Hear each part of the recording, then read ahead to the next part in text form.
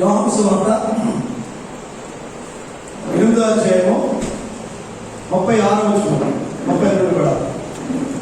యోహాను సువార్త 8వ అధ్యాయము 36. కుమారుడు మిమ్మల్ని స్వతంత్రులుగా చేసిన మీరు నిజంగా స్వతంత్రులైందురు. మరొకసారి చదువు. యోహాను సువార్త 8వ అధ్యాయము 36వ వచనం. కుమారుడు మిమ్మల్ని స్వతంత్రులుగా చేసిన మీరు నిజంగా స్వతంత్రులైందురు. కుమారుడు మిమ్మల్ని స్వతంత్రులుగా చేసిన నిజంగా మీరు స్వతంత్రులైందురు. కుమారుడు అంటే ఎవరు? యేసు ప్రభు. యేసు ప్రభు మనం ఏం చేస్తారంటే ఆయన స్వతంత్రులుగా చేయగలడు. యేసు ప్రభు ఒక్కరే ఆయన మనల్ని స్వతంత్రులుగా చేయగలడు.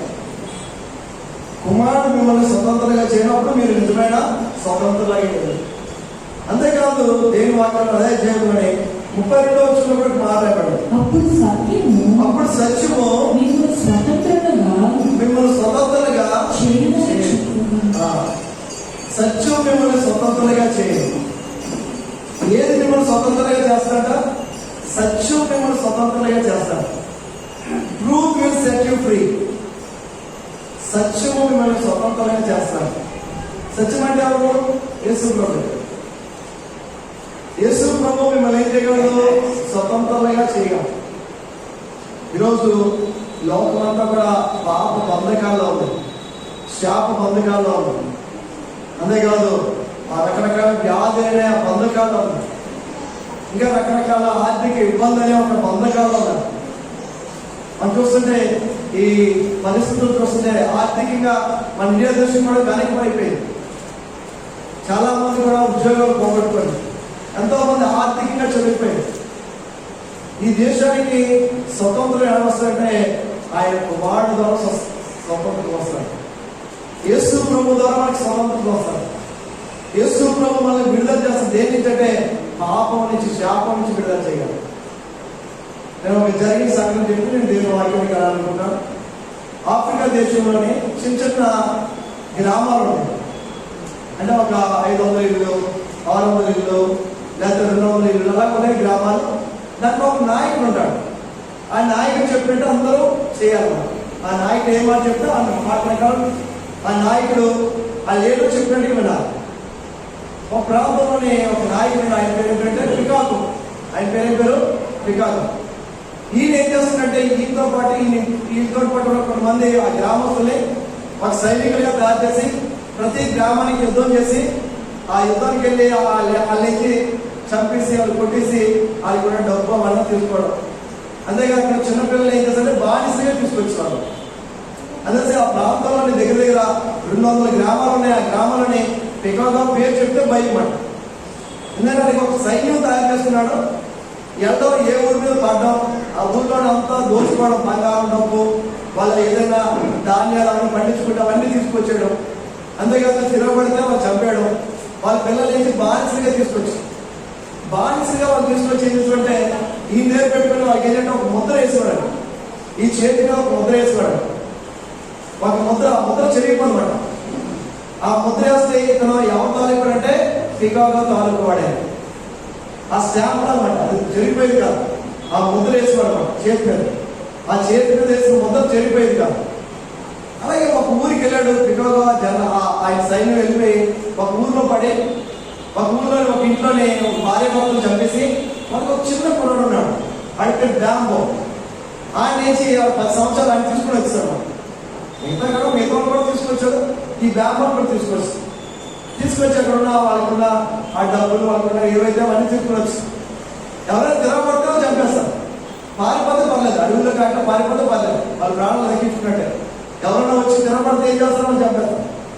అందువచ్చి ఈ బ్యాంబో వచ్చాడు. బ్యాంబో వచ్చాక ఇక్కడికి వచ్చాక పని ఏంటంటే రోజు నీరు మొయ్యాలి. అంటే ఇంకా మిగతా చాలా మంది పిల్లలు ఉంటారు. ఏ పని చెప్తే పని చేయాలి, వాళ్ళకి ఖాళీ అంశం. ఈ బ్యాంబోకి చాలా బాధ కలుగుతాయి. అయ్యో మా డాడీ మా మీద ఉంటే నాకు మంచి భోజనం పెట్టేవారు, మా నాన్నే మా అమ్మని చంపిస్తారు, ఇక్కడ ఏంటి సరిగా భోజనం పెట్టడం, పనంతా చేయిస్తున్నారు. ఇలా తను ఒక బానిసగా కొడుతున్నాడు. అయితే ఆ ఊరికి ఒక 200 కిలోమీటర్లోని ఒక అంకుల్ ఉన్నారు. ఆయన పేరు ఏంటంటే వైట్ మ్యాన్ అన్నమాట. White man uncle. White man uncle అంటే ఆయన తెల్లగా ఉంటారన్నమాట. ఆయన వేరే దేశం నుంచి వచ్చి అక్కడ హోప్ పెట్టాడు. హోప్ పెట్టి అక్కడ ఉన్న పిల్లలకి అందరూ కూడా చదువు నేర్పించి, తల్లిదండ్రులు లేని పిల్లలందరినీ చేర్చుకొని వాళ్ళకి హాస్టల్ పెట్టాడు. హాస్టల్ పెట్టి వాళ్ళకి మరి చదువు నేర్పిస్తూ, వాళ్ళు ఎలా బట్టలు వేసుకొని ఎలా ఉండాలి అవన్నీ నేర్పిస్తూ, అంతేకాదు దేవుని మాటలు కూడా, దేవుని గురించి కూడా చెప్పి వారిని దేవుళ్ళు నడిపించి వాళ్ళకి చదువు నేర్పించేవాడు. అయితే ఈ గ్రామంకి నెమ్మదిగా ఆ న్యూస్ తెలుస్తుంది. నేను న్యూస్ తెలిసి అయ్యో వైట్ మ్యాన్ అంకుల్ అంటే ఎవరున్నారంట, ఆయన అనాథ పిల్లలందరికీ చేర్చుకుని హోమ్ పెట్టాడంటే అక్కడికి వెళ్ళిపోతానైనా కాలేజ్కి వెళ్ళాలి. కానీ వెళ్ళిపోతే అవ్వదు, ఎందుకంటే తనకి స్టాంప్ వేశారు, ముద్ర వేశారు. ఎక్కడికి వెళ్ళిపోయినా సరే ఆ ఎక్కడి నుంచి పట్టుకుని తీసుకొస్తే అది పారిపోతే అని చంపేస్తారు. గ్రామం ఏంటంటే నెగించి ఒక రాత్రి అందరూ పడుకొని ఉంటాడుగా, వాళ్ళ చుట్టూ కూడా గ్రామం చుట్టూ కూడా సెక్యూరిటీ ఉంటారు. కానీ వాళ్ళు ఎక్కడ ఉంటారు, వాళ్ళు పడుకున్నప్పుడు నమ్మకం ఏంటంటే వీడు బయటకు వెళ్ళిపోతారు.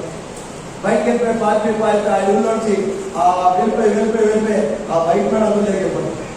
ఆ వైట్ మ్యాన్ అంకుల్ దగ్గరికి వెళ్ళిపోయి మరి డాడీ మమ్మీ చెప్పారు నేను మీ హాస్టల్లో ఉంటాయంటే అందులో ఎవరైనా చేర్చుకుంటా కదా అని చేర్చుకుని సోప్ పట్టించి నువ్వు వెళ్ళి స్నానం చేసిరా, బాగా కొత్త బట్టలు ఇచ్చి నువ్వు వెళ్ళి స్నానం చేసిరా అంటే ఆ నువ్వు దగ్గరికి వెళ్ళి స్నానం చేస్తాను. స్నానం చేసినప్పుడు ఆ వైట్ మ్యాన్ అంకుల్ టాయిలెట్లో చూస్తారు. ఇది ఏముంది, ఈ మొత్తం స్టాంప్ ఉంది. దాన్ని అంకుల్కి వెళ్ళి చెప్పారండి వైట్ మ్యాన్ అంకుల్కి, బాబు ఇతను కానీ కుర్రాడు కానీ మీరు చేర్చుకుంటే ఏం చేస్తాడు, ఆ పికాగో మిమ్మల్ని చంపేస్తాడు. ఎందుకంటే ఇది ఈ కుర్రాడు ఎవరు తాలూకా, పికాగో తాలూకా. ఎందుకంటే ఆ ముద్ర ఉంది కాబట్టి, మనకి ఆ ముద్ర ఉంది కాబట్టి అతను చేర్చుకోవడం. కానీ వైట్ మ్యాన్ అంకుల్ ఏం చేస్తారంటే నెమ్మది తీసుకొని చేర్చుకొని మాకు ఏంటి పరిస్థితి అంటే నేను అక్కడ ఉండేవాడిని అంకులు, మనకి నేను ఎన్నో పనులు చెప్పి నేను చేయలేక నేను వచ్చేసాను, మీరు ఎలాగైనా నన్ను కాపాడండి. అప్పుడు వైట్ మ్యాన్ అంకుల్ రోజు పోయాక ఆ పికాగో దగ్గరికి వెళ్తారు. పికాగో దగ్గరికి వెళ్ళి ఆయనతో మాట్లాడతారు. మీ దగ్గర ఉన్న వ్యాపారం కొనడు కదా, బానిసలు నా దగ్గర ఉన్నాడు, నేను అబ్బాయిని అన్ని చూసుకుంటుంటే నీ దగ్గర ఉన్నాడు పెట్టి నా కుర్రాడు కదా మీరు తీసుకున్నాడు, ఎందుకు పారిపోయాడు ఆయన చంపేస్తాను, ఆయన కానీ తీసుకున్నప్పుడు నేను చంపేస్తాను అని చెప్పినప్పుడు అప్పుడు చాలా బాధపడతాడు. ఎంత బతిమాలుతారే మాట వెళ్ళి ఆ పికతో మాట వెళ్ళి వినకపోతే మళ్ళీ అంకులు వెళ్ళిపోతారు. మళ్ళీ ఆయన ఆ ఇంటికి వెళ్ళిపోతారు. వాళ్ళు ఏం చేస్తారంటే నెమ్మది ప్రార్థన చేస్తారు. ప్రార్థన చేసి ప్రభా ఆ పికతో మనసు మార్చు ప్రభా, అతనికి మంచి మనసు తెచ్చే ప్రభా అని చెప్పి వారు ప్రార్థన చేయడం మొదలుపెడతారు.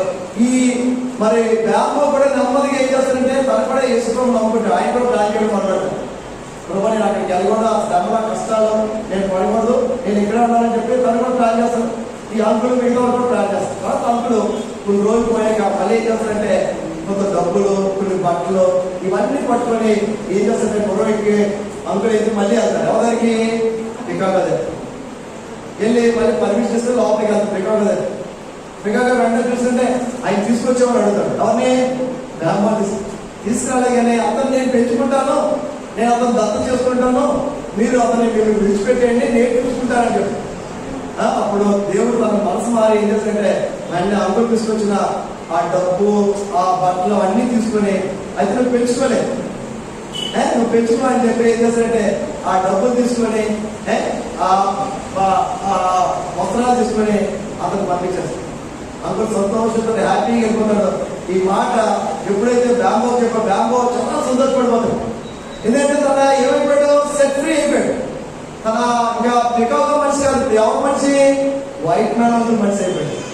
వైట్ మ్యాన్ అలాగే యేసు ప్రభు నిన్ను నన్ను కూడా మనం కూడా ఈ లోపం అనే బానిసత్వంలో ఉన్నాం, పాపం అనే బానిసత్వంలో ఉన్నాం. దాని నుంచి ఎవరు విడుదల చేశారు, యేసు ప్రభు. ఆయన కూడా నీ వరకు నా వరకు గల చెందించాడు. ఏ గల, ఆయన రక్తం చెందించాడు. మనం గలపెట్టి కొన్నాడట ఆయన, మళ్ళీ గలపెట్టి కొన్నాడు. ఏ గల, ఆయన తన రక్తాన్ని తన సమర్థం ఇచ్చి ఏం చేసినట్టు మనం కొన్నాడట. చూడండి వైట్ మ్యాన్ అంకుల్ ఎలాగైతే తన డబ్బు బట్టలు తీసుకెళ్లి ఆ పికాగో ఇచ్చి బ్రాహ్మణ్ ఎలాగైతే కొనుకోవడం, నిన్ను నన్ను కూడా ఏం చేశాడంటే ఆయన మళ్ళీ ఏంటంటే ఆయన వెలించి మనల్ని కొన్నాడు, మనం విమోచించాడు. ఈరోజు అందరూ ఈ మాట రాయబడింది కదా, ఏమన్నది యోహాను సువార్త 8:36 కుమారుడు మిమ్మల్ని స్వతంత్రులుగా చేసిన మీరు నిజముగా కుమారుడు మిమ్మల్ని స్వతంత్రంగా చేసిన మీరు నిజంగా స్వతంత్రులై ఉన్నారు. చూడండి మనల్ని ఏంటంటే స్వతంత్రంగా చేశాడు, మనల్ని విడుదల చేశాడు, మనల్ని విమోచించాడు, మనల్ని రక్షించాడు. అంతేకాదు 32వ వచనంలో కూడా ఉంది కదా, అప్పుడు సత్యం మిమ్మల్ని స్వతంత్రంగా చేయడం. సత్యం మిమ్మల్ని ఏం చేస్తాడ? స్వతంత్రంగా చేస్తాడు. ఈరోజు సత్యం అంటే ఎవరు? యేసు ప్రభు. యేసు ప్రభు నిన్ను నన్ను కూడా ఏం చేశాడు? ఆయన స్వతంత్రంగా చేశాడు. ఒకప్పుడు ఆయనకి ఎలా ఉన్నాము? మనం దూరంగా ఉన్నాడు. ఆయనకి ఒకప్పుడు ఎలా ఉన్నాము? విరోధులుగా ఉన్నాడు. ఇప్పుడు దేవుడు మనం ఏం చేశాడు? మన సమీపంగా చేశాడు. క్లోజర్ టు గాడ్, దేవుడికి దగ్గరగా మనం చేశాడు. ఒకప్పుడు ఆయన విరోధంగా ఉన్నాం. దేవుడు తెలియనప్పుడు, దేవుడు ఎరగినప్పుడు, దేవుడు అంటే తెలియనప్పుడు మనం ఆయన విరోధంగా ఉన్నాం. కానీ ఇప్పుడు ఏమంటే ఆయన సమీపంగా దగ్గరగా అయిపోయాడు. ఎందుకంటే ఆయన కుమారుడు నీ కొంత సంవత్సరాలు చేశాడు. అందుకే ఆ మాట గురించి రాయబడిన మాట చదువుదాం. కొలస్సీయులు 2వ అధ్యాయము 11-15 వరకు మనం చదువుదాం. మరియు అపరాధముల వలన శరీరమందు సున్నతి పొందక ఉండుట వలన మీరు మృతులై ఉండగా దేవుడు వ్రాతరూపమైన ఆజ్ఞల వలన మన మీద రుణముగాను మనకు విరోధముగాను ఉండిన పత్రమును మేకులతో సిలువకు కొట్టి దాని మీద చేరాలను తుడిచివేసి మనకు అడ్డము లేకుండా దాన్ని ఎత్తివేసిన మన అపరాధములన్నిటినీ క్షమించి ఆయనతో కూడా మిమ్మల్ని జీవింపచేసెను. ఆయన ప్రధానులను అధికారులను నిరాయుధులుగా చేసి శిలువ చేత జయోత్సవంతో వారిని పట్టి తెచ్చి బాహాటముగా వేడుకగా కనపరచును. మనం చూస్తే యేసు ప్రభు మన పాపాలు, మనం అన్నింటినీ కూడా, మన దోషాలు, మన అపరాధాలన్నీ కూడా ఆయన క్షమించాడు. ఎక్కడ క్షమించాడు? కలువరి శిలువలో ఆయన రక్తాన్ని కాచి ఆయన మన పాపాలన్నింటినీ కూడా ఆయన ఏంటంటే ఆ శిలువకు ఆయన అప్పగించుకుని ఏంటంటే మన పాపాలన్నింటినీ, మన అపరాధాలన్నింటినీ క్షమించాడు. ఈరోజు అపరాధాలు, పాపాలు క్షమించబడ్డాం కాబట్టి కూర్చున్నాం. దేవుడు మనం విమోచించాడు. లేకపోతే మనం ఈ చర్చి బయటనే ఉంది, లేకపోతే లోకంలో ఉంది. దేవుడు ఏం చేశాడంటే నీ కొరకు సమస్తాన్ని చేశాడు. ఆయన కుమారుడు మిమ్మల్ని స్వతంత్రంగా చేశాడు. ఆయన కుమారుడు యేసు ప్రభు నీ కొరకు నా కొరకు ఆయన ఏం చేశాడు? కలువరిసిన రక్తాన్ని కాచి ఆయన మనల్ని విమోచించాడు, మన అపరాధాలు క్షమించి. అంతేకాదు శిలువ ద్వారా ఏంటంటే మన గొప్ప విజయాన్ని ఇచ్చాడంటే దేవుని స్తోత్రం. హల్లెలూయా. ఈరోజు మనము ఆయన ఆరాధిస్తున్నామంటే ఆయన మనం స్వతంత్రంగా చేశాడు. నేను చాలాసార్లు చెప్పాను, మనం ముందు ఎలా ఉండేవాడంటే మనలోని ఆత్మ చనిపోయి ఉంటారు. ఆత్మ అంటే స్పిరిచువల్కి చనిపోయి ఉంటుంది. ఎప్పుడైతే యేసు ప్రభువును మనం తెలుసుకున్నామో మన ఆత్మ ఏమంటుంట? వెలిగించబడుతుంది. మన లోపల ఆత్మ ఏంటంట? వెలిగించబడతారు. అందుకే యోహాను సువార్త 1వ అధ్యాయంలో ఉంది కదా, ఆయన ఈ లోకానికి వచ్చి ప్రతి మనిషిని వెలిగించుకుంటాడు. ఒకసారి చూద్దాం. యోహాను సువార్త 1:7 లేకపోతే 9, 4-5. ఆయనలో జీవముండెను, ఆ జీవము మనుషులకు వెలుగైండెను. ఆ వెలుగు చీకటి దాన్ని ఒక మాట నిజమైన వెలుగుండెను, అది లోకంలోనికి వచ్చుచు ప్రతి మనిషిని వెలిగించు. నిజమైన వెలుగును అది లోకంలోకి వచ్చి ప్రతి మనిషిని వెలిగించున్నారు. నిజమైన వెలుగు యేసు ప్రభు. ఆ వచ్చి ఏం చేస్తుంటారు? ప్రతి మనిషిని వెలిగిస్తున్నారు. యేసు ప్రభు ఈ లోకానికి వచ్చి ఆయన శిష్యులు వెలిగించారు. శిష్యులు వెళ్ళి మేడగదులు ఉండే వారి ఎంతో మంది వెలిగించారు. ఆ వెలుగు నువ్వు లేని కూడా ఈరోజు అనిపిస్తుంది. చూడండి, మనం క్రిస్మస్ అయితే క్యాండిల్ సర్వీస్ చేస్తాం కదా, ఎవరైతే పాస్ గారో చీఫ్ గెస్ట్ క్యాండిల్ వెలిగిస్తారు. ఆ క్యాండిల్ ఏం చేస్తాం? మళ్ళీ అలాగే ఆ చర్చిలో కానీ హాల్లో ఉన్న అందరూ కూడా వెలిగిస్తారు. అలాగే నిజమైన వెలుగులను అది లోకంలోకి వచ్చి ప్రతి మనిషిని వెలిగిస్తున్నాను. ఈరోజు వెలిగించబడ్డాం కాబట్టి మనం మందిరంలో ఉన్నాం. ఒకవేళ మనం వెలిగించకపోవడం ఉంటే మనం ఎక్కడ ఉన్నాము? లోకంలో ఉన్నాం, లేకపోతే చర్చి బయట ఉంది. ఈరోజు దేవుడు నిన్ను నన్ను వెలిగించాడు. ఆ వెలుగులో మనం జీవిస్తున్నాం. ఎందుకంటే ఆయన కుమారుడు మనం ఏం చేశారంట? స్వతంత్రంగా చేశారు. నిజమైన ఇండిపెండెంట్ ఎలా వస్తుందంటే యేసు ప్రభు నిన్ను నన్ను కూడా పాపం నుంచి శాపం నుంచి విడుదల చేశారు. అందుకే మనం ఈరోజు ఆయన ఆరాధించగలుగుతున్నాం, అబ్బా తండ్రిని పిలగలుగుతున్నాం. అందుకోసం మనం ఆరాధన చేయగలుగుతున్నాం. అందుకోసం దేవుడు మనం పిలగలుగుతాం, మనోడుతాడు. ఎందుకంటే ఆయన మనల్ని విమోచించాడు, మనల్ని రక్షించాడు. దేవుడి వాక్యంలోనే మనం చూద్దాం. 1 John 1:3-8. 1 John 3:8.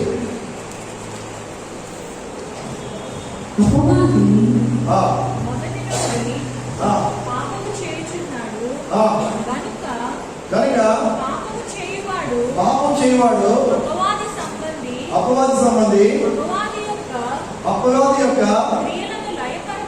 క్రియలను లయపరచుటకే దేవుడి కుమారుడు ప్రత్యక్షమాయను.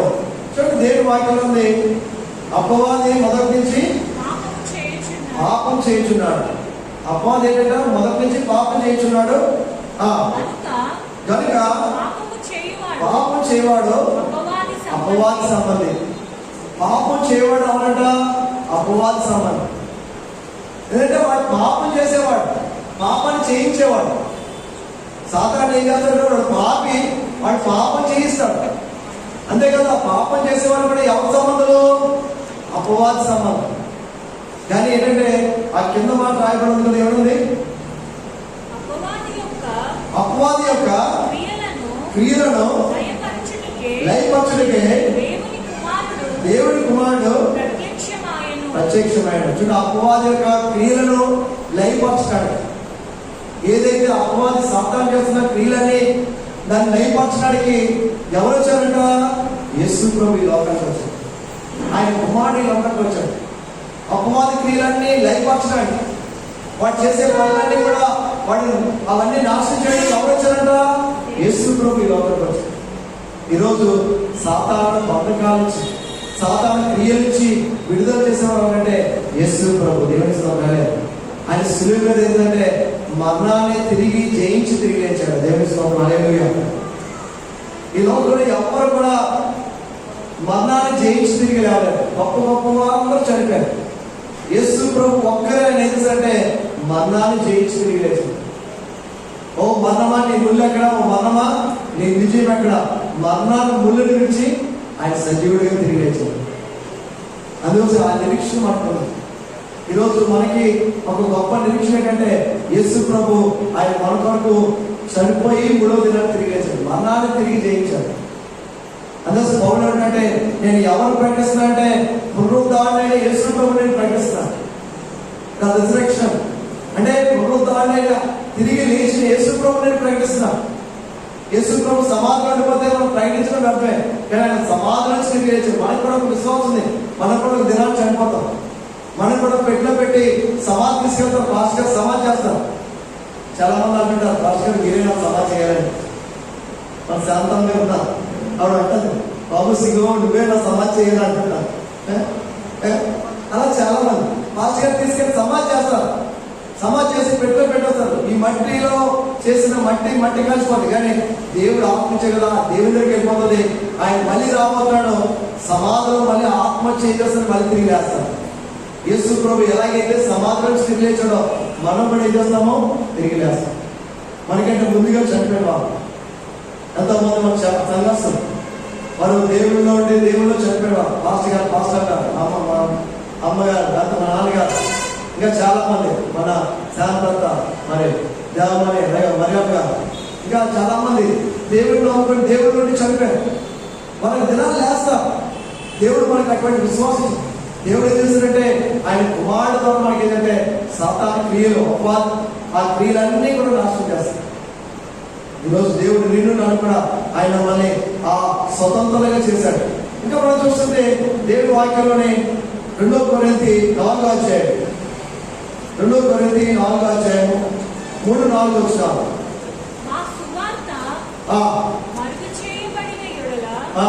నశించుచున్న నశించుతున్న వారి విషయంలోనే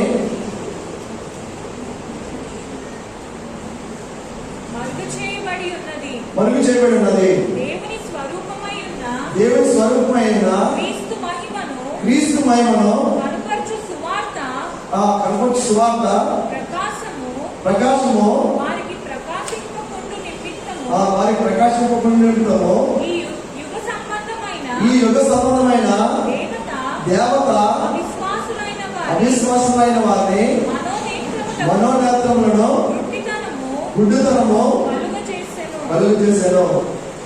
చూడండి, యేసు ప్రభు రక్షణ సువార్త వినకుండా ఏం చేస్తుందంటే ఈ లోపల ఉన్న సాతాను ఏం చేస్తుందంటే అవిశ్వాసులైన లోపల ఉన్న మనుషులకి ఏం చేస్తుంట గుడ్డితనం కలిగేస్తుందండి.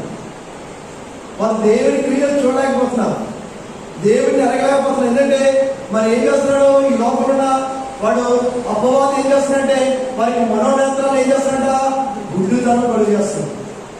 వాళ్ళందరి నుంచి యేసు ప్రభుని తెలుసుకోలేకపోతున్నాం. మనమైతే మనం ఏంటంటే మన మనోనేత్రాలు తెరవబడ్డాయి. దేవుని స్తోత్రం. మన యేసు ప్రభుని అంగీకరించాం, యేసు ప్రభుని సొంత రక్షణ అంగీకరించాం, యేసు ప్రభుని అంగీకరించాం కాబట్టి మనకు గొప్ప విశ్వాసం. యేసు ప్రభుని నమ్ముకున్నారు, మరణం అంటే భయపడరు. యేసు ప్రభుని తెలుసుకున్నారు, చావు అంటే భయపడరు. ఎందుకంటే చనిపోతే ఎక్కడ ఉంటాము? ఇక్కడ చనిపోతే అలా మన అడ్రస్ మారుతారు. అందుకే నేను చెప్తాను, నువ్వు విశ్వాసంలో నుండి చనిపోవాలి, రక్షణ కొనసాగిస్తూ చనిపోవాలి. చాలా మంది ఏం చేస్తారంటే ఎప్పుడో రక్షణ పడతారు, ఎప్పుడో బాప్తిసం తీసుకుంటారు, లోకానుసారంగా జీవిస్తారు, లోకంలో ఉన్న అన్ని కూడా కావాలంటున్నారు. మనం ఎవరితో సంబంధం కలిగి ఉంటే దేవుడితో సంబంధం ఉండాలి. ప్రతిరోజు ప్రార్థన చేసుకోవాలి. ప్రార్థన అంటే ఎవరితో మాట్లాడడం? దేవుడితో మాట్లాడాలి. దేవుడితో రోజుకు 1 గంట 2 గంటలు ప్రార్థన చేయండి, దేవుడితో మాట్లాడండి. మనందరూ కూడా చాలా మంది చదువుకున్నారు, రోజు బైబిల్ చదవాలి. మనం ప్రార్థన చేస్తే దేవుడితో మాట్లాడు. దేవుడు మనతో మాట్లాడంటే ఎలా మాట్లాడతాడు? దేవుడి వాక్యాలు చదవాలి. ఆదివారం పాస్టర్తో మాట్లాడతారు, పాస్టర్ చెప్తుంటే మాట్లాడతారు దేవుడు. కానీ రోజు నీతో మాట్లాడితే ఎలా మాట్లాడతాడు? ఈ వాక్యం చదవాలి. చాలా మంది అడుగుతుంటే బైబిల్ చదవరు, ప్రార్థన చేయరు, ఎవరు పెట్టదు. దేవుడు ఒక వ్యక్తిని ఏమంటే నువ్వు ఎవరి కావాలో బైబిల్ మోస్తే ముసలైపోతే బైబిల్ నీకు మోస్తుందని. when you are young you carry the Bible, when you are old Bible will carry. అంటే నువ్వు ఎవరిని కావాలంటే బైబిల్ పట్టుకుని బైబిల్ చదివితే బైబిల్ నేను ఏం చేస్తానంటే నేను ఎలాగెళ్ళాలో నీకు నేర్పిస్తాను కదా. దేవుని వాక్యంలో 19:105 ఉందండి, నీ వాక్యము నా పాదములకు దీపము, నా త్రోవకు వెలుగు. ఈరోజు ఆ వెలుగులో నువ్వు నడగలుగుతున్నావు. బైబిల్లో ఎన్నో ప్రామిసెస్ ఉన్నాయి, వాగ్దానాలు ఉన్నాయి. వాగ్దానాలని నువ్వు తెలుసుకోవాలంటే ఏం చేయాలి? బైబిల్ చదవాలి. ఈరోజు బైబిల్ చదవాలంటే ఎవరు చేతులు మాకు అతను అడిగితే రోజు క్యాలెండర్ బైబిల్ చదివేస్తున్నానండి. క్యాలెండర్లో ఉన్నదే సగం బైబిల్ అంటే సగం వచ్చిన ఆ పుల్లి రాత్రి అంతే క్యాలెండర్ తయారు చేయాలి, వచ్చిన పుల్లి రాత్రి. ఆయన ఏం చేస్తారంటే రోజు లెక్సి క్యాలెండర్లోని వచ్చిన చదువుకుని వెళ్ళిపోతాడు. దాంట్లో కూడా సగం వచ్చిన పుల్లి రాస్తే పెద్ద క్యాలెండర్ తయారు చేయాలి. వచ్చిన టాప్ రాస్తారు. ఈరోజు మనం ఒక ఇడ్లీ తినేసి వెళ్ళిపోవచ్చు కదా, ఇడ్లీ మొక్క తినేసి వెళ్ళిపోవచ్చు కదా డ్యూటీ లేదా ఆఫీస్. ఈరోజు మన జీవితంలో అలవాటు చేసుకోవాలంటే ప్రార్థన అనేది అలవాటు చేసుకోవాలి. రోజుకి దేవుడితో మాట్లాడాలి, దేవుడితో మాట్లాడు. రోజు బైబిల్ చదువు, బైబిల్ దేవుడు మనతో మాట్లాడతాడు. ఆదివారం పాస్టర్ గారి ద్వారా మాట్లాడతాడు, లేదా దేవుడు కళల ద్వారా దర్శనాల ద్వారా దేవుడు మాట్లాడతాడు. ఇవన్నీ విషయాల్లో దేవుడు మాట్లాడతాడు. కానీ నువ్వు ప్రతిరోజు దేవుడితో మాట్లాడాడు బైబిల్ చదవాలి. ఆదివారం పాస్టర్ గారు చర్చలో మాట్లాడతారు, ఆ మాటలు వింటే దేవుడు నేను బలపరుస్తున్నాడు, దేవుడు మాట్లాడతాడు, పరిశుద్ధాత్మ దేవుడు. కళలు వస్తాయి, కళల ద్వారా దేవుడు మాట్లాడతాడు, దర్శనాల ద్వారా దేవుడు మాట్లాడతాడు, జవాబే సంఘటనలు చెప్తున్నాడు దేవుడు. కొంతమంది వారు ప్రార్థనా పనులు ఏం జరగబోతుందో ఏం అవ్వబోతుందో కొన్నిసార్లు దేవుడు దర్శనం ద్వారా మాట్లాడుతున్నాడు. ఈరోజు మనం దేవుడితో సరైన సంబంధం కలిగి ఉన్నాము. బైబిల్ చదవాలి, ప్రార్థన చేసుకోవాలి. అంతేకాదు కుటుంబంలో ప్రార్థన చేసుకోవాలి. ఎంతమంది కుటుంబంలో ప్రార్థన జరుగుతుంది? మా చిన్నప్పుడు మా నాన్నగారు మా అమ్మగారు మేము 6 అన్నదమ్ములు, నేను ఉండేవాడు. మా నాన్నగారు మా అమ్మగారు కూర్చొని మేము ఆరుగురు బైబిల్ తెచ్చుకొని మా నాన్నగారు మా అమ్మగారు బైబిల్ తెచ్చుకొని ఒక పాటలు పాడాక ఏ కీర్తన భాగంలో అందరూ ఉండేసి వచ్చినా వచ్చినా చదివాక అందరూ చిన్న ప్రార్థన చేయాలి. దీర్ఘ ప్రార్థన కాదు, కుటుంబ ప్రార్థన, చిన్న ప్రార్థన.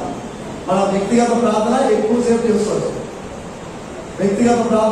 చేసుకోవచ్చు, కుటుంబ ప్రార్థనలో చిన్న ప్రార్థన చేసే అప్పుడు మరి ప్రతిరోజు కూడా ప్రార్థన ఉండేది. ఈరోజు మన కుటుంబంలోనే టీవీలో సీరియల్ వస్తాయి ప్రార్థన చేసే టైం. యేసు ప్రభువు నమ్ముకున్న బిడ్డగా నువ్వు సీరియల్ చూస్తున్నావా, సినిమా చూస్తున్నావా, లేదా జబర్దస్తి, ఇంకేంటున్నాయి ఏదో ఇంకా రకరకాలన్నీ. మన సమయానంతా దేవుడితో సంబంధం లేదు, లోకంతో సంబంధం. ఈరోజు అటువంటివన్నీ మీరు పక్కన పెట్టండి, దేవుడితో టైం స్పెండ్ చేయండి. ఒకవేళ నీకు అందులో చూడంటే దేవుడి సేవకులు మాట్లాడే వాక్యాలు వినండి, లేదా మంచి పాటలు పాడే సేవకులు ఉన్నారు, ఆ పాటలు వినండి, టైం పెట్టుకోండి. వేసుకువన్నీ చూడకండి, అది ఆత్మీయ జీవితాన్ని దిగజారుతారు. నువ్వు ఆత్మీయంగా అదగలేవు, నీ కుటుంబంలో సమస్యలు వస్తాయి. ఇంకా ఏదో ఆ సీరియల్ చూసి ఎన్నో కుటుంబాలు నాశనం అయిపోతుంది.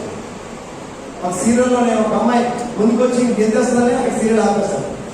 ఇంకా నెక్స్ట్ రేపు వరకు కూడా ఈ టెన్షన్ ఒకటి అమ్మాయికి గెంతిస్తుందా లేదా వీడికి బీపీ రేట్ అయిపోతుంది, వీడికి హార్ట్ ప్రాబ్లమ్స్ వచ్చేస్తుంది. రేపు ఆ అమ్మాయికి గెంతేస్తే సీరియల్ అయిపోతుంది. అది వచ్చి రేపు మళ్ళీ ఆ హీరో ఎవరైనా తీసుకొచ్చారు. ఇలాంటివన్నీ చూస్తూ బీపీ పెంచుకోవడం, రకరకాలైన షుగర్ పెరిగిపోవడం, ఇవన్నీ కూడా రకరకాల టెన్షన్. నువ్వు టెన్షన్ పడుతుంటే నీకేమవుతుంది, బీపీ పెరుగుతుంది. అది దేని మీద ప్రభావం చేస్తుంటే హార్ట్ మీద ప్రభావం చూపిస్తుంది. మనం ఉంటే టెన్షన్, మన పిల్లలు కూడా టెన్షన్ ఉండదు, వాళ్ళు బాగా చదువుతున్నారు లేదా, లేకపోతే వాళ్ళ భవిష్యత్తు గురించి మన టెన్షన్ ఉండదు, ఆ సీరియల్ గురించి మాత్రం బాగా టెన్షన్ ఉంటారు. అది కూడా లైక్ చేస్తారు. అదేదో ఎవరు అంటున్నారు, నేను మన ఏదో అంటే జోక్ చూసి ఏంటంటే, నేను ఏంటి ఈ సీరియల్లోనే మళ్ళీ పెళ్ళాడు చూశాను, మళ్ళీ నా డిగ్రీ అయిపోయాక బాగా పట్టుకుని చూశాను అంటే అంత వరకు సీరియల్ అనుకుంటున్నాడు. అంటే 4 సంవత్సరాలు 3 సంవత్సరాలు అంటే ఆ సీరియల్ చూసి ఎంతో మంది క్రైస్తవులు ఈరోజు కుటుంబం ప్రార్థన చేసుకోకుండా సినిమాల ముందు, సీరియల్ ముందు అవన్నీ పక్కన పెట్టండి.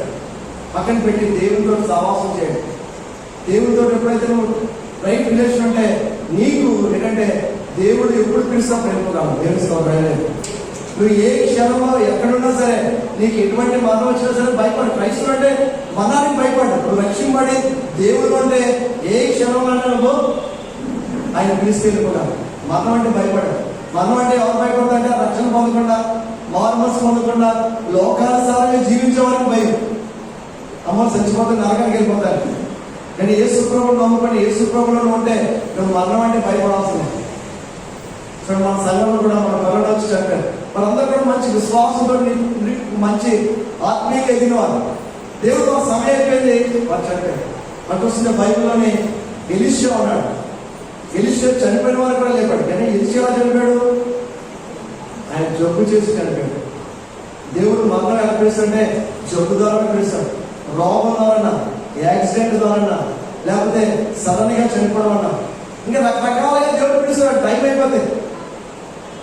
మనం అనుకుంటాం యాక్సిడెంట్ ద్వారా చనిపోయాడు, యాక్సిడెంట్ ద్వారా చనిపోయాడు. మరి రామకుమార్ దేవుడి సేవ ఆయనకి యాక్సిడెంట్ చనిపోయాడు. దేవుడు అంతవరకు వాయిస్ ఇచ్చాడు.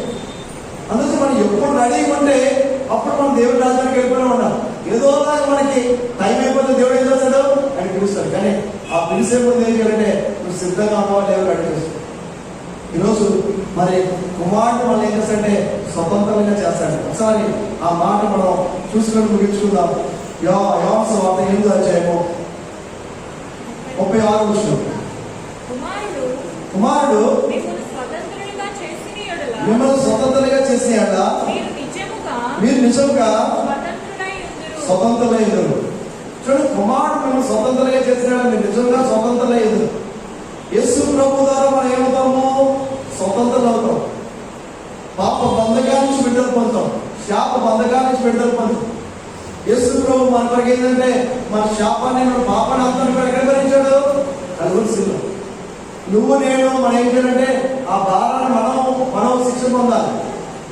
మరి మన చిన్న మిషన్ చేసినప్పుడు పాప భావన స్కిట్ వేస్తాం. పాప అంటే ఇంత బ్యాగ్ మూట పెట్టుకొని నడుస్తుంటాడు, వెళ్తుంటాడు. ఆ భాగం ఎక్కువైపోతుంది. ఏం చేయాలి, డాక్టర్ దగ్గర డాక్టర్ అంటే ఆపరేట్ చేయాలి అని చెప్పేది చేస్తాడు. కానీ ఆ పాప భాగం దిగలేదు. ఇంకో దగ్గరికి వెళ్తారు, ఇలా ఎక్సర్సైజ్ చేస్తే పోతుంది, అదే దిగదు. ఇంకా ఏదో ప్రయత్నం చేస్తారు, ఏ ప్రయత్నం చేసినా ఆ పాప భారం పోతుంది. కానీ ఒక సువార్త దగ్గరికి వెళ్తారు, సువార్త వినగానే ప్రార్థన చేయగానే ఆ పాప భారంతో ఊడిపోతుంది.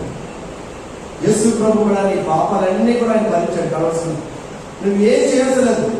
యోహాను సువార్త 1 యోహాను 1:7 చదవండి, 7:9 చదవండి.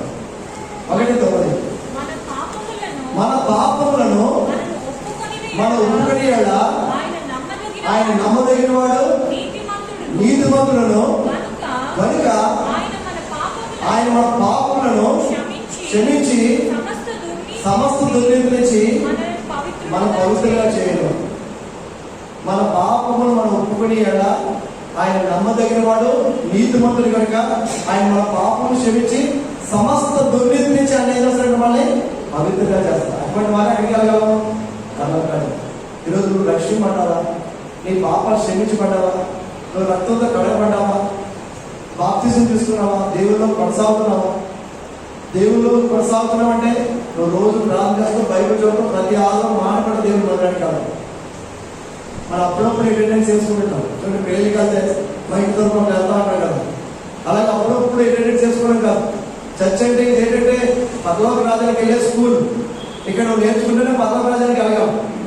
ప్రతి ఆధారం మానకుండా దేవుని మందిరానికి రావాలి. దేవుడి సన్నిధికి వస్తే నువ్వు ఇక్కడ నేర్చుకున్న పాఠాలు లేకపోతే నేర్చుకున్న వాక్యం విని నేర్చుతావు. ఇది పరలోకానికి ఒక నిచ్చినట్టు చర్చ్ అనేది. నువ్వు పరలోక రాజ్యానికి వెళ్ళాలంటే ప్రతి ఆధారం మందిరానికి రావాలి. దేవుడి మందిరానికి వచ్చి దేవుడి వాక్యాన్ని నేర్చుకొని దేవుళ్ళు ఎదిగి అప్పుడు దేవుడి రాజ్యానికి వెళ్ళగలం. మనం అట్లా అంటున్నారు, నేను ఇంట్లో ప్రార్థన చేసుకున్నాను, ఇంట్లో ప్రార్థన చేసుకుని పర్లాకు వెళ్ళము దేవుడి మందిరానికి రావాలని చెప్పాను. ఇంట్లో ప్రార్థన, అందరూ ఇంట్లో ప్రార్థన చేసుకోవచ్చు, చర్చ ఎందుకు? నేను కూడా మా ఇంట్లో ప్రార్థన చేసుకుంటాను కదా. సహవాసంగా మనం పడాలి, దేవుని బట్టి మనం ఎదగాలి. ఎదిగి మనం ఏం చేయాలంటే దేవుడి రాజ్యానికి వెళ్ళాలి. అందుకే మన పాపం మనం ఒప్పుకునేవాడు ఆయన నమ్మదగిన వాడు నీతిమంతుడు కనుక మన పాపం క్షమించి సమస్త దుర్నించి మనం పవిత్రంగా చేస్తా. ఎడగలము నిశ్చయం. ఒకవేళ నువ్వు లక్ష్యం పడకపోతే, నువ్వు మారు మనసు పొందకపోతే యేసు ప్రభువుని అడుగు. యేసు ప్రభు నీ నోటితో ఒప్పుకోవాలి. అదే 7వ వచనం మాట్లాడింది కదా, అయితే ఆయన వెలుగులో ప్రకారము మనము వెలుగులో నడిచిన మన అన్యోన్య సహవాసం కావాలి యుద్ధము. అప్పుడు ఆయన కుమారుడైన యేసు రక్తము ప్రతి పాపం నుండి మన పవిత్రంగా చేయండి. ఆయన కుమారుడైన యేసు రక్తము ప్రతి పాపం నుంచి మనం పవిత్రంగా చేయండి. ఆయన రక్తంతో కడగబడ్డావా? కడగబడాలంటే ఏం చేయాలి? నీ నోటితో ఒప్పుకోవాలి. మన పాపం మనం ఒప్పుకునేయాలి. మనం ఏ తప్పుదలు అయితే చేస్తాం. చాలా మంది అంటే నేను పెద్ద పాపం చేయలేదు. పెద్ద పాపం చిన్న పాపం పాపమే. దొంగడు 100 రూపాయలు దొంగడు, 1000 రూపాయలు దొంగడు అంటారు. దొంగడు 100 రూపాయలు దొంగడం చేసినా, 1000 రూపాయలు దొంగడం చేసినా, 1,00,000 రూపాయలు దొంగడు. పాపం అనేది పాపమే. చిన్న అబద్ధమైన పాపమే, చిన్న దొంగతనం పాపమే. పెద్ద దొంగడు చిన్న దొంగడు అంటాడు. వాడు 1000 రూపాయలు దొంగతనం చేసినా దొంగడే, 1,00,000 రూపాయలు దొంగతనం, 1,00,00,000 రూపాయలు దొంగతనం చేసినా దొంగడు. అలా పాపం అనేది పాపమే. మన పాపాలన్నీ ఒప్పుకోవాలి. పాపాలన్నీ ఒప్పుకొని యేసు ప్రభు రక్తం ద్వారా కనబడితే నువ్వు మారు మనసు పొంది నువ్వు ఏదైతే నీ హృదయంలో జరిగిన కార్యమో అందరి ముందు ఒప్పుకోవడమే బాప్తిసం. అందరి ముందు చెప్పడమే, అదే బాప్తిసం. ఆ నీటి బాప్తిసం తీసుకుంటే మరి దేవుళ్ళు నువ్వు ఎదిగి దేవుని కొరకు నువ్వు జీవించగలవు. యేసు ప్రభు మన స్వతంత్రంగా చేశాడు. మన బంధకాలలో ఇప్పుడు యేసు ప్రభు నెరవేరినప్పుడు పాప బంధకాలు ఉన్నాం, సాతాను బంధకాలు ఉన్నాం. ఆ బంధకాల నుంచి దేవుడు మనం ఏం చేశాడు? యేసు ప్రభు శిలువ ద్వారా మనం విమోచించాడు. ఈరోజు ఆ రక్షణ భాగ్యం పొందుకుంటే నువ్వు మరణానికి భయపడాల్సింది. ఒకవేళ ఇంకా రక్షణ పోస్ట్ పోన్ చేస్తే ఎవరొస్తున్నా లేకపోతే ఎవరైతే ఇంకా పోస్ట్ పోన్ చేస్తారో వారు ఒకసారి గమనించి నీ హృదయాన్ని యేసు ప్రభు ఇచ్చుకుంటుంది. ఇస్తే యేసు ప్రభు నేను ఏం చేస్తే ఆయన స్వతంత్రంగా చేస్తాను. నీలో పాపనంతని తీసేసి నిన్ను విడుదల చేస్తాడు. చూడండి, ఆ పికాకుల నుంచి వైట్ మ్యాన్ అంకుల్ ఏం చేశాడు? బ్యాంబోని విడుదల చేశాడు. అలాగే యేసు ప్రభు కూడా నిన్ను నన్ను కూడా ఆ కలుసుగా ఆయన రక్తం ద్వారా మన వెల చెల్లించి మనకు విడుదల చేశాడు. ఈరోజు ఆయన దగ్గరికి వస్తే నీ జీవితంలో ఆయన గొప్ప కార్యం చేయడానికి ఆయన సిద్ధంగా ఉన్నాడు. అందరూ కలుసుకుందాం, ప్రార్థన చేసుకుందాం. ఆయన కుమారుడు మనం స్వతంత్రంగా చేస్తాం. అది నిజమైన స్వతంత్రం. అది నిజమైన స్వతంత్రం. మనం చూస్తున్నాం, సత్యం మిమ్మల్ని స్వతంత్రంగా చేయండి. సత్యం అంటే ఎవరు? యేసు ప్రభు. ఆయన మిమ్మల్ని స్వతంత్రంగా చేస్తాం. ఈరోజు నువ్వు విడుదల పొందావా? ఇంకా నువ్వు పాప బంధకాల్లో ఉన్నావా? లేకపోతే శాప బంధకాల్లో ఉన్నావా? సాధారణ బంధకాల్లో ఉన్నావా? దేవుడు నిన్ను విడుదల చేయడానికి సిద్ధంగా ఉన్నాడు. ఇంకా నీ హృదయాన్ని ఇచ్చుకోకపోతే ఇది ఒక మంచి సమయం. ప్రభా, నన్ను ప్రభా అవకాశం దయచేయి ప్రభా. ఇదిలో ప్రభా, ఇంకా నేను నీ వైపు తిరుగుతాను ప్రభా. నా తప్పుదారాన్ని నీ దగ్గర విడిచిపెట్టి ఈరోజు మంచి జీవితాన్ని జీవిస్తాను. నా తప్పుదారాన్ని క్షమించు ప్రభా, నా అపరాధాలన్నీ క్షమించు ప్రభా. ఆయన శిలువలో నీ యొక్క సమస్తాన్ని చేశారు. ఆయన కుమారుడు ద్వారా మనకి స్వతంత్రత. సత్యం మనం స్వతంత్రంగా చేయండి. ఈరోజు నేను స్వతంత్రంగా చేయడానికి సిద్ధంగా అందరూ కలుపుకుందాం. ఈరోజు ఒక నిర్ణయం తీసుకున్నా. ఇంకా అయితే దేవుడిని అంగీకరించకపోతే, యేసు ప్రభు నేను హృదయంలో చేర్చుకోకపోతే ఈరోజు యేసు ప్రభు పెంచుకో. ఆయన వరకు మంచిగా జీవించు, పరిశుద్ధంగా జీవించు. లోకానుసారంగా కాదు, లోకంలో ఆశలు కాదు, ఇవన్నీ గతించిపోతాయి. దేవుడి కూడా మన జీవితం. ప్రభా తండ్రి విషయాన్ని కొనాల్సిన ప్రార్థించుకున్నాం ప్రభా. ఈ దినాన్ని బట్టి నీకు వందనాలు ప్రభా. ఈ పరిశుద్ధ దినాన్ని బట్టి నీకు వందనాలు ప్రభా. ఈ ఆరాధనలో మీరు నడిపిస్తున్న విధానాన్ని బట్టి నీకు వందనాలు ప్రభా. ఈ అవసరం 8:36 ప్రభా. ఆయన కుమారుడు స్వతంత్రంగా చేయండి ప్రభా. ప్రభా నీ ద్వారా ప్రభా నువ్వు మా కొరకు కల్వరిశిల్లో రక్తాన్ని కాచి మమ్మల్ని విమోచించిన విధానాన్ని బట్టి నీకు వందనాలు ప్రభా. సత్యం మిమ్మల్ని స్వతంత్రంగా చేయని నువ్వు వాగ్దానం చేసి దేవుడు ప్రభుత్వం ప్రభా. నువ్వు మమ్మల్ని స్వతంత్రంగా చేసి ప్రభా. సాధారణ బంధకాల నుంచి ప్రభా, పాప బంధకాల నుంచి నువ్వు విడుదల ఇచ్చినందుకు నీకు వందనాలు ప్రాచరించుతావు. దినం వచ్చిన ప్రతి బిడ్డను బట్టి నీకు వందనాలు ప్రభా. అలాగే యూట్యూబ్ ద్వారా చూస్తున్న ప్రతి కుటుంబాన్ని కూడా మీకు బ్లెస్ చేయండి ప్రభా. ప్రభు సంఘంలో ప్రతి కుటుంబాన్ని బ్లెస్ చేయండి. ఎవరైతే అనారోగ్యంగా ఉన్నారో వారిని మీరు ముట్టి స్వస్థపరచండి ప్రభా. నా బిడ్డల పట్ల నీ ప్రణాళిక నీ చిత్తాన్ని నెరవేర్చండి. ఎవరు పెట్టుబడి ప్రభా వారి ప్రభా ఉద్యోగం విషయంలో ప్రారంభిస్తాం. మంచి ఉద్యోగాలు మీరు దయచేయకపోతున్నా. ఇంకా రక్షణ లేని బిడ్డకి రక్షణ మీరు దయచేయకపోతున్నా. ఎవరైతే ప్రభా మ్యారేజ్ వరకు ఎదురు చూస్తున్నాం టైం సమయంలో మంచి లైఫ్ పార్ట్నర్స్ మీరు దయచేయకపోతున్నా. నా ప్రభా కుటుంబంలో మీరు గొప్ప కార్యాలు ఆశ్చర్యకరంగా జరిపించండి. స్కూల్స్ కాకపోతుందిగా బిడ్డలు ప్రభా నా స్కూల్స్ కాదు ప్రభా వారి కూడా క్షేమాన్ని ప్రభా భద్రతను దయచేయండి ప్రభా. ఎటువంటి వైరస్ ప్రభావ అందరికీ ప్రభావితం చేయకుండా ప్రభావ మీరే కాచి కాపాడండి ప్రభా. ప్రభా ఈ ఆరాధనలో నీ వాక్యం ద్వారా మాత్రం మీరు మాట్లాడే విధానాన్ని బట్టి నీకున్నా ప్రభా. ఈ వాక్యం బిడ్డలు బట్టి నీకున్నా. యూట్యూబ్ ద్వారా చూస్తున్న బిడ్డలందరూ బట్టి నీకే వందనాలు స్తోత్రాలు చెల్లించుకుంటూ యేసు నామములో ప్రార్థించున్నాం తండ్రి. ఆమేన్. యేసు రక్తమే జయం, శిలువ రక్తమే జయం. యేసు నామములో సంపూర్ణ విజయం కలుగును గాక. ఆమేన్.